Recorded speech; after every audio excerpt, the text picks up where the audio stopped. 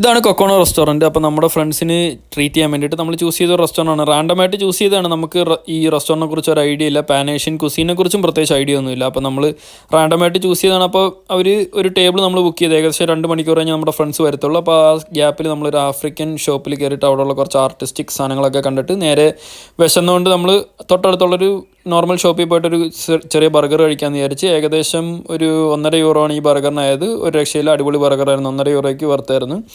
അതിനുശേഷം എന്തായാലും നമ്മൾ റെസ്റ്റോറൻറ്റിൽ പോയി. ഒരു രക്ഷയില്ല, അടിപൊളി ആംബിയൻസ് ആയിരുന്നു. ഇൻറ്റീരിയറൊക്കെ ഒരു രക്ഷയില്ല, നല്ല തിരക്കുണ്ടായിരുന്നു റെസ്റ്റോറൻറ്റിൽ. അപ്പോൾ നമുക്കൊരു പ്രതീക്ഷ ഉണ്ടായിരുന്നു സീൻ ഫുഡായിരിക്കുമെന്ന്. പാനേഷ്യൻ കുസീനെ കുറിച്ച് അറിയാത്തതുകൊണ്ടാണെന്ന് അറിയത്തില്ല, നമ്മൾ റാൻഡമായിട്ട് കണ്ട 4 ഡിഷാണ് ഓർഡർ ചെയ്തത്, 4 ഡ്രിങ്ക്സും ഓർഡർ ചെയ്ത്. അപ്പോൾ ഏകദേശം നമുക്കൊരു ₹10,000 ആയത് നാട്ടിൽ. എങ്കിലും കുഴപ്പമില്ല. ഈ ഭക്ഷണം അടിപൊളിയായി കഴിഞ്ഞാൽ പൈസ നമുക്കൊരു വിഷയമല്ല. പക്ഷേ നമുക്ക് തെറ്റിപ്പോയി, കാരണം ക്വാണ്ടിറ്റി ഭയങ്കര കുറവായിരുന്നു. ഈ 2 പ്രോൺസിന് ഏകദേശം നമ്മുടെ കയ്യിൽ നിന്നൊരു ₹3,000 മുകളിൽ വാങ്ങിച്ചിട്ടുണ്ട്. ഭയങ്കര സാഡായിപ്പോയി. അപ്പോൾ നമ്മുടെ ഫ്രണ്ട് ഓർഡർ ചെയ്തത് സുഷി ആയിരുന്നു. സുഷി ഓക്കെ ആയിരുന്നു. ഇതൊരു ഡക്ക് സാലഡാണ്. ഇത് റൈസും ബീഫും ആയിരുന്നു. സംഭവമൊന്നും അത്ര ടേസ്റ്റ് ഒന്നും ഇല്ലായിരുന്നു. അപ്പോൾ എന്തായാലും പുതിയ വീഡിയോ കാണാം. ബൈ.